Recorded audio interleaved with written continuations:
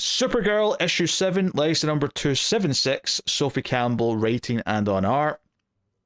I did drop this, but Matt still read it. So Matt, why don't you take it away?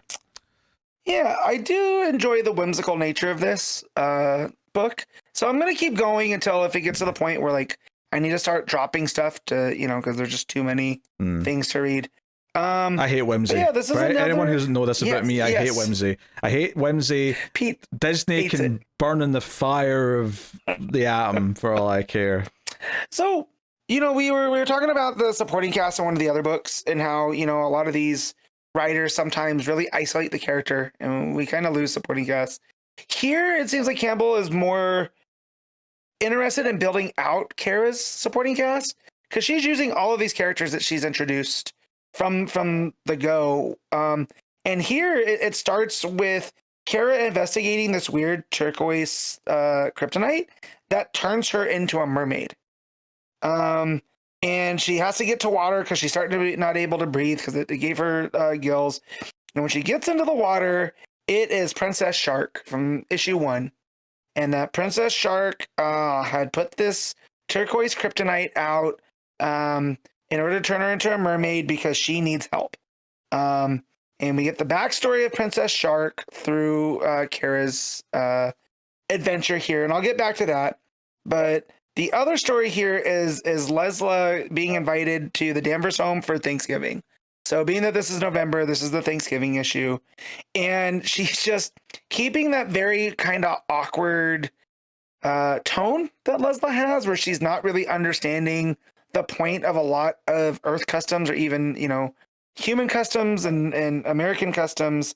And is very confused about having this feast and inviting people over because the Science Council and Kandor is not like this. And she's very confused about the turkey and how that gets into the story, and it's very funny. And then Superman and Lois show up, which again I think is a weird thing because he shows up in the full, Superman suit while Lois is in a typical, Thanksgiving kind of outfit. And Leslie starts talking crap about Superman and about how he has too much of a hold on Kara, and that, Kara's actually the superior one, because of the way that she does things, and she's too beholden to his rules, and she could be so much better without the influence. And you just come to find out that she's projecting a lot of the Kandor struggle onto Superman, right? She's holding Superman as the older generation of Krypton. And she storms out. She's in her full God, what's her alter ego here? I've already forgotten because there's so much other going on. Kara Danvers? She is Luminary. Luminary, right? Oh, sorry, I was thinking it was Supergirl. Okay. Yes. No. So she's his Luminary. She realizes she needs to go talk to Lena. Lena's sulking because she doesn't like Thanksgiving because given the fact that she was given to Brainiac as a child by her father, she just, has no need for it. And she's trying to talk Leslie into like, hey, not everything is like the Science Council, right? Like you look into, there's a lot of ulterior motives that just people here don't have. Sometimes people are just, they make the wrong decision. And as they're talking, there's a ring at her door, and it ends up being Luna, who's the other character that they've introduced, who also doesn't celebrate Thanksgiving. So they were just going to get together and hang out because Luna knows that Lena doesn't deal with Thanksgiving, but Lena doesn't want anybody around. So she kicks both of them out. And here's where I'll talk about back to Kara is we find out that Princess Shark isn't a member of like King Shark's clan, that she was just a regular great white shark that got caught up in the sea witch's magic. And Princess Shark thinks that it was in order to make her like a servant to do her bidding or whatever. And so she had turned her into the shark, but since she got turned into this shark person, she's lost the ability to communicate with her brothers and sisters who are other great whites. and she's lacking her sense of community. So that seems to be the theme throughout this issue, is that whole sense of belonging, sense of community, and how everybody here is kind of an outlier. So Kara's like, well, you know, you could have just asked for help. You didn't need to turn me into a mermaid. And Princess Shark blames the Sea Witch again. And when we get around to it, it turns out that the Sea Hag just wanted to be left alone. But as a shark, Princess Shark kept swimming around her lair and had bitten off her leg looking for food. And because of that, she had turned her into this shark person almost out of vengeance, to teach her a lesson about not sticking her nose where it doesn't belong. In that, because of the sea magic, there is a hagling being, you know, that is inside of Princess Shark that needs to be rejoined with the sea hag. Again, very weird, convoluted story just to say about, like, people have the sense to want to belong.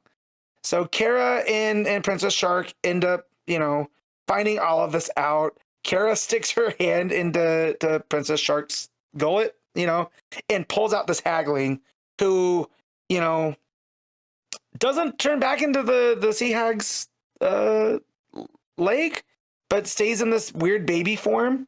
And the sea hag's like, oh no, that's fine. I've got what I wanted back. You guys are free to go. Here, I'll you know, Kara asks to be turned back into regular. And the sea hag goes, oh no, that kryptonite isn't real. It's magic. So like it'll wear off by dinner. And so Kara invites Princess Shark over for Thanksgiving, and everybody's there by the time she gets there. She introduces Princess Shark by her real name, which is Ligra, another L name, which is like, come on, Campbell, we're doing too many L's here. You know, we have Luna, Lena, Ligra, Luminary, Lesla, like all these ones. We don't even have a Laura or a Larry yet. We've got normal names to get to before we get to all these weird ones. Yes, right. So it ends with everybody eating dinner for Thanksgiving. Lena shows up with the other ones. She's there too, and we get this nice panel of essentially all the characters that have showed up from the beginning of the book, including Connor, who's there in his leather jacket. So, you know, a very convoluted story, again, for kind of Campbell exploring what it means to belong and to want a community. So again, very whimsical, very silly. I can't imagine Pete enjoying this, like, whatsoever. But, you know, it was a fun little read. The art by Campbell is what it has been. We get a lot of fun stuff with the sea hag and the sharks and whatever, but I think it really looks the best when it's the characters sitting down talking, and just the way that Campbell draws, like, the back and forth and where she places the characters in relation to one another to have them have the conversations. You could make it be very boring, but just the way that the narration boxes and stuff work their way around, I feel it's one of those skills that both writing and drawing you get to have, because like when you're doing the text or whatever, you can know where you're going to put these beforehand. So art's pretty strong, and again, I love that last page of everybody sitting down at dinner together. But I will give this a 7 out of 10.